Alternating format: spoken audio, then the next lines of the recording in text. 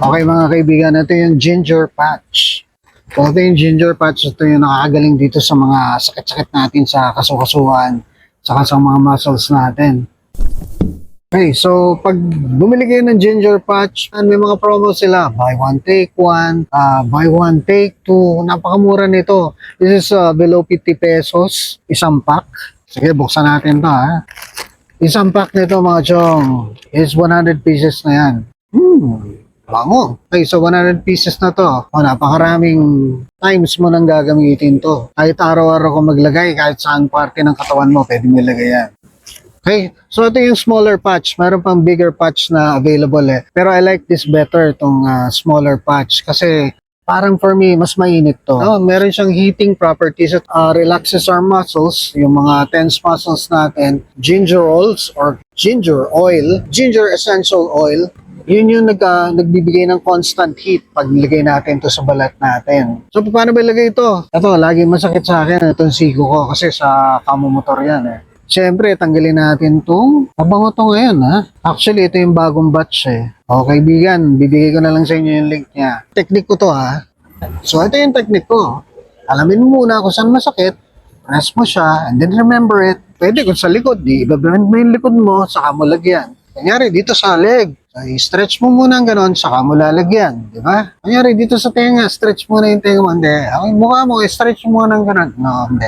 So, I mean, yung areas na yung range of motion mo, igagalaw mo muna bago mo idikit. Para hindi mo i-stretch yung balat mo pagkalagay mo ng patch. So, ayan, bend mo siya. So, ayan, dahan-dahan lang. Huwag mo nang kailangan banatin. Hayaan mo siya medyo lukot-lukot. Ayan. Ayan. So, pag nagbe-bend-bend ka, ayan, hindi nababanat yung balat mo. So, hindi ka masasaktan. So, ang epekto niya, for me, after 1 minute, mararamdaman mo na yung lamig niya and medyo umiinit na siya. Alright, so after 10 to 20 minutes, dun mo na mararamdaman yung soothing effect niya. Yung tense muscles natin, nag-start na siyang ma-relax. Constant yung heat niya. And I tell you kung overnight mo siyang pahabayaan sa tense muscles mo dito sa lower, lalo na dito sa lower back, saka sa shoulders.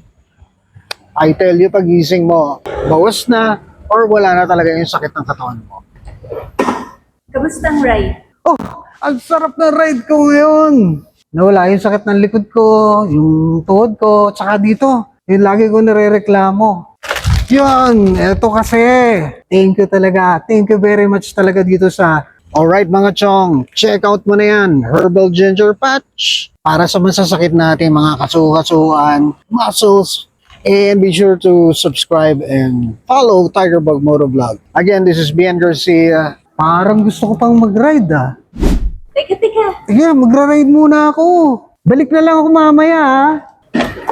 See you later! Do what you love and love what you do. Peace.